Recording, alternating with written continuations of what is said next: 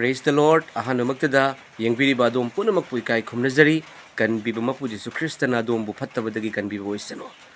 Mayam ngasigi fazaraba ayuk asida Holy Bible dagi shorgi wahai amakhatang pathokserake Matthew chapter 16 verse 17 maramdi migi machanupa aduna mapagi matik manganda mahakki swargadut singal loinana lenglakani aduga mahakna mi khudingda mana tawkhiba thabakki matungina mana pibigani.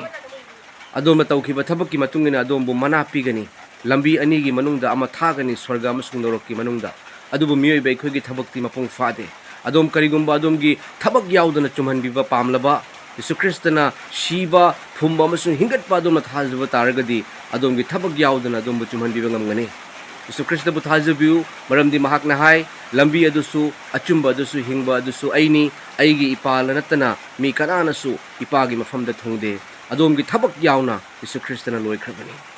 Amen.